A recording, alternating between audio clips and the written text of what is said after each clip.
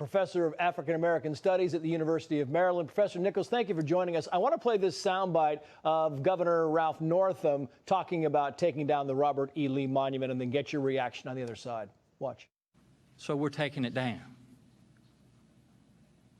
Now, I know some will protest. Some will say Lee was an honorable man. I know many people will be angry. But my friends, I believe in a Virginia that studies its past in an honest way. I believe that when we learn more, we can do more. Yeah. What do you think about that, Professor? I think it was a good statement. I think that when you look at the Confederate monuments that have gone up throughout the country, many of them actually were erected at the turn of the century. So it wasn't directly following the Civil War during the period of Reconstruction. It was at the turn of the century. So that puts it at the same time as Jim Crow segregation, a time when lynching was at a high and you were trying to intimidate African Americans. And when we talk about a monument, we have to remember that a monument should represent who we want to be. You know, what we want to represent of our past as a guiding light for our future. And I don't think that what we've seen in these Confederate monuments represents that. And, you know, we know that in many ways it was just to intimidate African Americans. There are Confederate monuments in 31 states, and there were only 11 Confederate states. So clearly there is a deeper or bigger meaning. And I think that the governor wants to take us to a new height as a people in this country. What do you make of the argument, Professor, that this is just part of our history? I mean, you know, President George W. Bush said not too long ago that, you know, a nation doesn't hide its history. It faces its flaws and corrects those flaws. Absolutely. I think that's absolutely true. But I think that there, as I said, you can have a statue and it not be a monument. So you can put that in a museum. As a matter of fact, if you go to the National Museum of African American History and Culture, you'll find Ku Klux Klan robes in that museum because it wants us to confront the painful parts of our history. However, when you honor something as a monument, it says something different. It says this is what we aspire to. This is the greatness that we aspire to from our past that's going to guide us in the future. And that's not the past that we want to celebrate. We want to celebrate America, not celebrate people who rebelled against America and were supporting things that we don't stand for today. Does that go for other Confederate monuments around the country? I mean, does this mean doom for the rest of the Confederate monuments around the country in your viewpoint? I believe so. I think that we should take them down and put them in museums, talk about them and give them different context. There's no way that I want to erase our past and pretend that it didn't happen. We need to talk about it. I'm a history buff. I'm someone who loves to talk about the Civil War. But it can't be something where it represents something that we want to be. It should be put in proper context. And I think the place for that is in a museum. What about Andrew Jackson? What about Thomas Jefferson? I think, you know, that's a different conversation. But I will say with Thomas Jefferson, he was certainly a brilliant man, even though he was a very flawed man. I think we need to put him in proper context. And there are times where we need to discuss what he did with Sally Hemings and the fact that he owned people, other human beings. Some of the hypocritical things that he wrote, that he opposed slavery, but still enslaved people and profited off of their labor. So I think there is a whole lot of discussion that has to happen when it comes to Thomas Jefferson, and he should be put in proper context and not simply just lionized. I want to put up this quote, if I can, from the black journalist Sophia Nelson. She wrote this 3 years ago, almost 3 years ago to the day, quoting here, "I don't fear 150-year-old statues of old dead white men. What I fear is the hatred we are seeing in real time in 2017 on social media, on our college campuses, in our workplaces, and our political rhetoric." And it really is. It's kind of fitting today as it was in 2017. Your thoughts on her comments? I share her fear of some of the things that are happening today. As we know, our country has just exploded and divided in many ways over the issue of race. But I also think that symbolism matters. I think symbolism is important. I think when we see symbols, it tells us something. So, for example, wasn't too long ago where in Memphis, Tennessee, a majority black city, you had a Nathan Bedford Forrest Park, which is the person who founded the Ku Klux Klan. And I think that is something that has to change. If we want to move forward, we need to change our symbolism as well. So this is why when you have a rebellion in Iraq, they tear down statues of Saddam Hussein because they don't want to lionize Saddam Hussein. They don't keep it remaining there. It's a painful reminder of the country that they no longer want to be. So I think it's the same thing for us. We need to move forward and not forget, but put it in proper context. And to those who will argue these monuments represent freedom of expression, freedom of thought, your response? Well, I would tell those people that they need to read the Confederate Constitution, which actually mentioned slavery, where it was clear that part of the motivations for the Confederacy was to hold other human beings in bondage. And I would ask them if that's what they want to remember about their history and be proud of, and not be proud of the United States of America. One of the things, we call it the Union, but really what we're talking about when we say the Union Army, we're talking about the United States. So I've never seen any other country in the world that celebrates a rebellious force that tried to tear its country apart more than the United States. So I think that, we need to have that conversation, and I think that people need to recognize what the Confederacy actually represents. They need to read their history. They need to not believe these kind of false narratives about states' rights or anything like that, and actually read what Confederates actually said and the reason they rebelled when Lincoln won the election in 1860. And I think it'll put it in proper context for them. Professor Jason Nichols, good of you to join us, sir. Thank you. As protests spread across the country, but this isn't the only concern on business owners' minds. Many stores are already in a fragile state, reeling from the coronavirus, forcing them to close for months. And the protests coming just as the lockdown was beginning to ease, leaving many owners to wonder if anything will be left when they finally get to reopen. For more on how these protests are affecting an already vulnerable economy, let's bring in Mitch Rochelle. He's a partner with PwC. Mitch, it's great to see you. I just want to play you this soundbite. This is a woman in Brooklyn. She's a part owner of a deli. She also works there. And she said this about the looters who came in and really just ransacked her deli. Watch this. I worked here part-time. Plus, I'm a part owner of this store. You said Black Lives Matter. Why don't you choke me? I'm black. Tell him, sister. Look what you did to my store. Good Look man. at the things you've done. Good man. Look. The Black Lives Matter. We've been here all night cleaning up. All night cleaning. Tell me right. Black Lives Matter. Exactly. You lied. You wanted to loot the store. Yeah, these are minority business owners across the country and other business owners who are suffering. Yeah, no question about it, Trace. We have economies that are virtually shut down. And the thing to remember about the economy is it's driven by the consumers. So stores like that are the places where people consume. They've been closed or they haven't had the customer base because there aren't workers in the area. And now to have this on top of it, it's devastating. And there'll be some businesses that were having a hard time clawing their way out of being closed for COVID-19 purposes. Yeah. This is even worse on top of that. And they don't have insurance. I mean, you talk to these business owners, they don't have insurance because the insurance is costly and it doesn't cover very much. So most of these people just have to do it on their own. Yeah, you do have a lot of folks who are self-insured, and for many small business owners, their choice is either hiring one more employee with the extra money or putting more inventory on their shelves or paying for insurance. And many of them opt not to have insurance. So when times like this come, they're left with no options. What would you consult, and I got about 15 seconds left, I apologize for the short time, what would you consult these people to do, Mitch? I think that well, listen, my best advice to anybody is absolutely have insurance because you never know what could happen.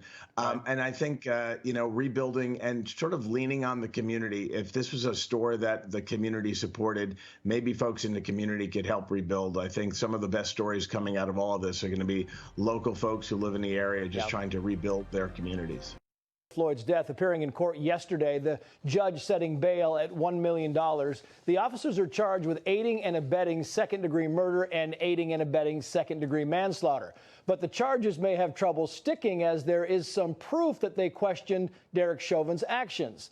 Our next guest contending that they may have been overcharged, believing the case will be a tough prosecution from a legal perspective. Let's bring in Randy Zellin. He is the head of White Collar Practice Group at Wilk Oslander LLP. Randy, it's been a long time. It's so good to see you. I'm interested how you figure Derek Chauvin, you said, was initially undercharged, and now you believe these three other officers are overcharged. Why so? Well, I will tell you, Trace, having had the opportunity to think more about this and having had the opportunity also to look at some of the still photographs, I'm going to reverse myself. These charges are going to stick like glue, and for two reasons. Number one, even if you take a literal interpretation of the Minnesota statute that defines aiding and abetting, which is accomplice liability, break it down. Aiding is helping, abetting is encouraging, but there's something else.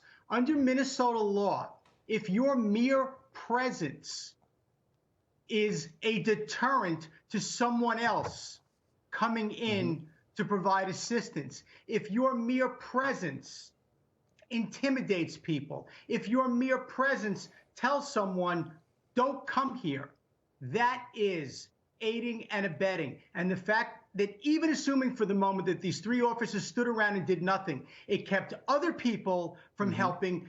The police presence sent the message, don't come over here, and it permitted Chauvin to keep his knee on Mr. Floyd's neck for almost an entire quarter of a basketball game. Now, if you look at the still photographs, you can see these officers clearly are also on helping Mr. Chauvin to the extent that his knee is on their neck, and they're also on top of him. So to me, that is sufficient for these charges to stick like glue. Whether or not a judge decides to sentence them differently because technically their knee wasn't on his neck, that's a different story. But well, from a charging perspective, let me play devil's advocate here for a second, Randy. I just want to put this in there. What I just want to make clear, we know this. When George Floyd was killed, Officer J. Alexander Kueng was on his third shift as a police officer. Not excusing it, I'm just pointing out the facts. Thomas Lane had been on the force for 4 days, and in that thing, Alexander Kueng actually looked over at Derek Chauvin and said, we can't do this. You can't do this. Does that play into this as mitigating factors at all, Randy? Well, look, we can get into the weeds, and you can argue from a technical perspective that that is some evidence that this officer tried to abandon whatever assistance he was giving. But my God, Trace, we have been doing this for 400 years. Technicalities have no place in this conversation. These officers, they grabbed that badge, attached it to their chest, and said, we are here to protect and serve. They were there to help. They were there to help George Floyd. They didn't help George Floyd. They helped this other officer, Chauvin, kill George Floyd. So the time to talk about, well, I did this, I did that, they did absolutely nothing. And the fact if they were on the job for 3 minutes or 3 years, they had training. And you know what else they had? They had common sense. From a human perspective, if a man has his knee on another man's throat and that man is saying, I can't breathe, it is no excuse to say, I don't have to do anything, or I didn't do anything. You should have done something. And to, as Commissioner Shea said, accountability, do something. Well, these officers should have done something. They are as guilty as Officer Chauvin is. Well, let me just play this soundbite from Keith Ellison, the Attorney General in Minnesota, and get your response on the other side, Randy.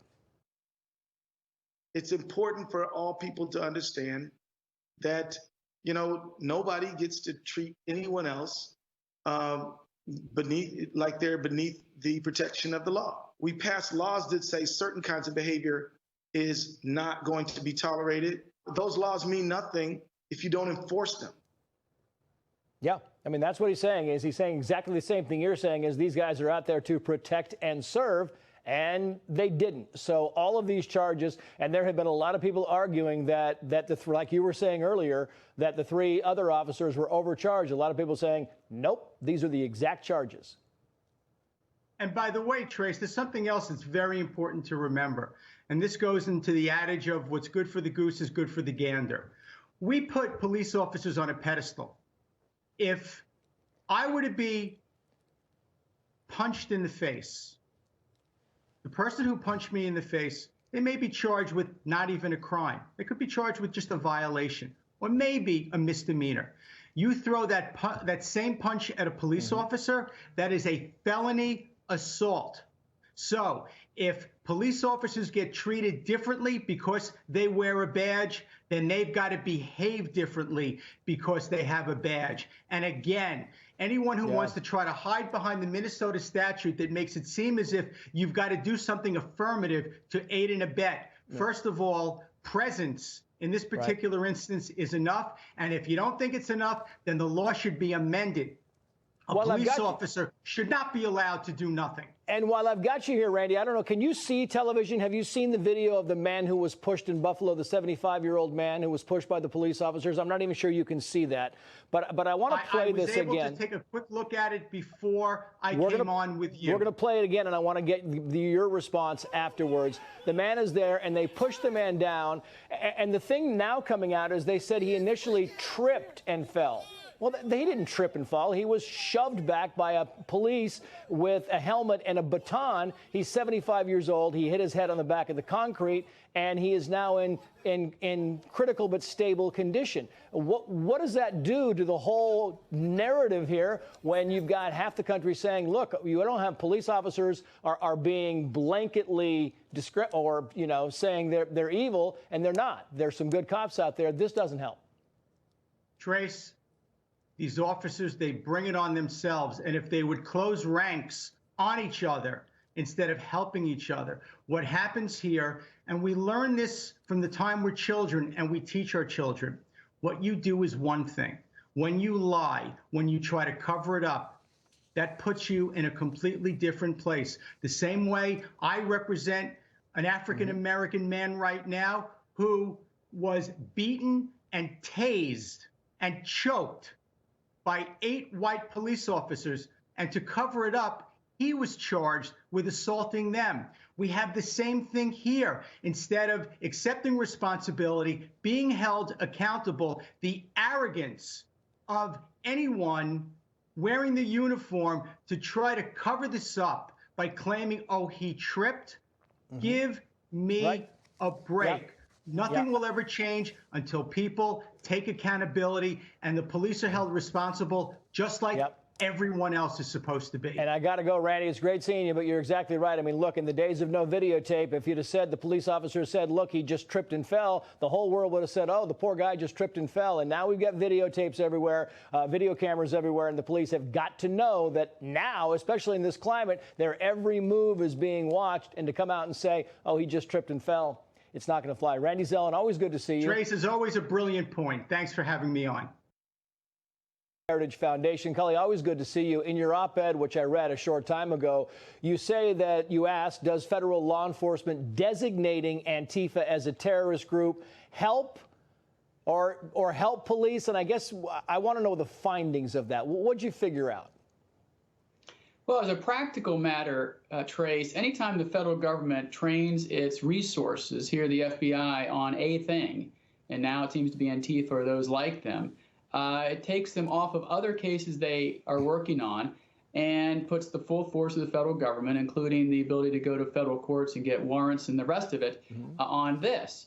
As a legal matter, designating them as a domestic terrorist doesn't have any teeth to it, simply because Congress, when they defined domestic terrorism, defined it as acts dangerous to human life that are in violation of other criminal laws at the state or federal level designed to influence government policy. And so there's no criminal sanction attached to that. So you're never going to be charged with domestic terrorism on a charge sheet or an indictment. You're going to be charged with underlying crimes, which is what we're seeing playing out on TV every night. Yeah, but again, you say it's appropriate, and I want to read this from your op-ed. Quoting here, the words terrorism and terrorist have been used to describe an overly broad set of violent acts, from domestic abuse to bombings. Due to the overbroad use of the term terrorist, the word itself has largely lost its meaning, resulting in a political and public disagreement on which organizations, if any, should be labeled terrorists and why. The term, you end with, appropriately applies to Antifa. So may not have any teeth, but you know what? It should be done nonetheless. That's right. I mean, I remember years ago when I was a homicide prosecutor at the state level, there was a crime in the state of Maryland of domestic terrorism when, which I used in a case where somebody tried to blow somebody else up in a tent. Luckily, they didn't succeed, but they tried. And that was an act of terrorism at the state level. Here, the federal definition doesn't have any teeth. But what the practical reality, Trace, is that now that Christopher Wray and his agents and other agents of the federal government can use the lawful tools of the federal government to focus on a group. Doesn't matter what the group is, but if they're committing criminal acts, then they're under the spotlight and they should stop breaking the law. Which is to say that, you know, look, we've got all this videotape of all these looters going in, grabbing stuff, lighting things on fire. I mean, that is potentially valuable evidence to prosecute these. In fact, it is valuable evidence to prosecute these people. Right. It's not only valuable evidence. The fact is that it's the act of a crime committed in front of everybody to watch. The thing is, though, I assume, Trace, that they're assuming that the overwhelming number of them who are committing crimes simply are not going to be prosecuted because there's so many of them doing it and there's so few resources to prosecute everybody at the state or federal level. And they're probably right. Yeah, I want to play this soundbite from the Attorney General Bill Barr and get your reaction on the other side. Watch. There are extremist agitators who are hijacking the protests to pursue their own separate and violent agenda. We have evidence that Antifa and other similar extremist groups, as well as actors of a variety of different political persuasions, have been involved in instigating and participating in the violent activity. And we are also seeing foreign actors playing all sides to exacerbate the violence. So Antifa is the most well-known name, Cully, but the Attorney General saying they're not the only bad guys in this. Right, and the really disturbing thing to me, is if it's not disturbing enough in the first place, is foreign actors stirring the pot, no doubt using social media and other means, like we saw back in 2016 during the election, to create chaos, unrest, and a sense of abnormalcy, which we're all feeling. And so they're succeeding, and I take it that General Barr and Christopher Wray have their work cut out for them, but they'll succeed on some level when they start rolling people up and indicting them. Yeah, we shall see. Cully Stimson, good to see you. Thank you.